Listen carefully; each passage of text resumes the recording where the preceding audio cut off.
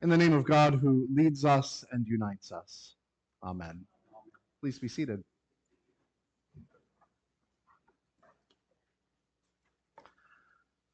The Sunday that Michael and I were in Mississippi, it just so happened to be the day that the new bishop of the Diocese of Mississippi was visiting my parents' parish.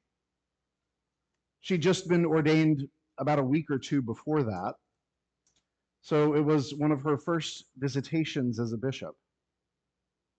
Of course, after the service, we waited in line to greet her at the church door, and I introduced us and told her that I was a priest in the Diocese of Newark. You could see her wheels turning for just a moment before a genuine smile broke out across her face, and she exclaimed, "Carly's people!" And she quickly hugged me and Michael. It was one of those moments that really highlights in a tangible way the gift that it is to be a part of a church family that's bigger than any one of us. Despite the fact that every diocese and every parish each have their own charisms, I could go into that church that Sunday morning and be at home. I could generally know what I was doing and what was going on. And when I met that bishop for the very first time, the relationships that we share made us instantly a part of this bigger family. Connections like that, and the relationships grown out of those connections, are such a critical part of what it means to be a part of a Christian community and what it means to be the church. It made me appreciate all over again this big Episcopal family of ours.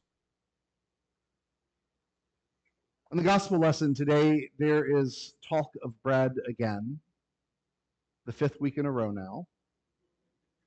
But today it wasn't the bread itself that really got my attention. It was the connectional structure that Jesus described. The bread plays an important part of that, but it's not about the bread. It's about the connections. Just as God, the creator of all, sent Jesus, so now we are connected with God through Christ. Reminds me of Hands Across America from the 80s. Do you remember that? It was a fundraiser for homelessness and poverty. But the gimmick was this plan to create a human chain holding hands literally from coast to coast across the entire country. In the end, I don't think the human chain part was actually successful. I don't think it actually happened. There were some breaks here and there. But the fundraising was successful. But the point that was made was even more successful. We are all connected one to another. Even if we can't see each other, even if we have never met, we are connected under this sky and in this shared experience. So look out for each other. Help each other wherever we can. It's a message we could use again today. With the ways that political polarization have ravaged the idea of connectedness across communities, we'd be wise to remember that whether we recognize it or not, we are actually connected. We are bound to one another under the same sky with these same experiences.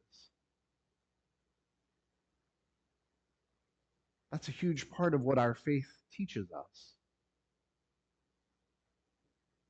Jesus draws these lines of relationship to show us that we're connected.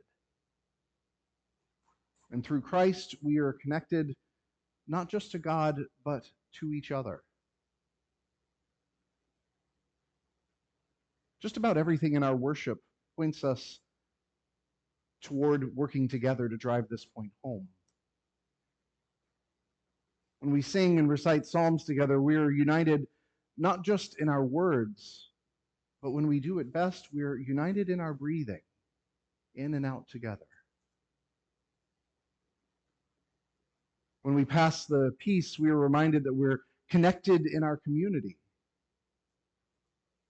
Through handshakes and waves and hugs and kind words, we honor the truth that we're more than just individuals wandering aimlessly.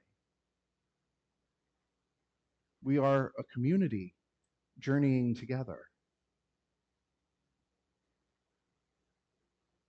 And finally, at the table, back to the bread. In the Holy Eucharist, we are united in our common effort at worship together, here in this room, but also with countless other Christians around the world,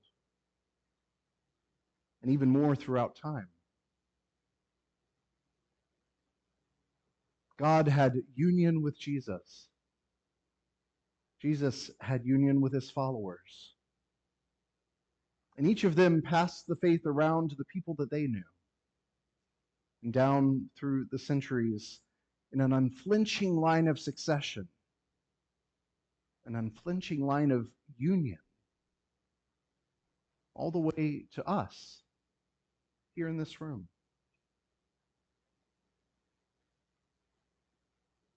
We call the Holy Eucharist communion for a reason. It is about that common thing that we hold in union. It's about the sharing that we do together. The sharing with one another, but sharing throughout the faith in a way that lives even beyond time and space.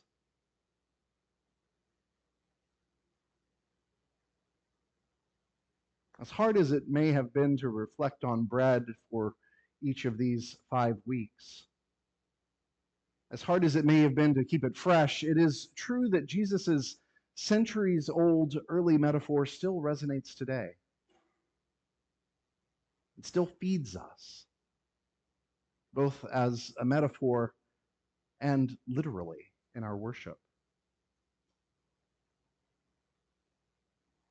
I've said it 1,000 times, and I will say it 1,000 more. You can worship God alone, but it takes community to be Christian. We need each other. We need shared experiences and shared relationships. We need to breathe together. We need to share bread and wine. That's what unites us to one another and to all Christians, past, present, and yet to come. And most importantly, it is a physical thing that unites us to Jesus, the physical being of God in our midst. It's a powerful thing. Connections are powerful. A hug from someone who would otherwise be a stranger. A breath and a song. And a handshake of peace. A bite of bread and a sip of wine. And just like that, we're there. We're once again in the arms of Jesus. We are connected for now and forever. Amen.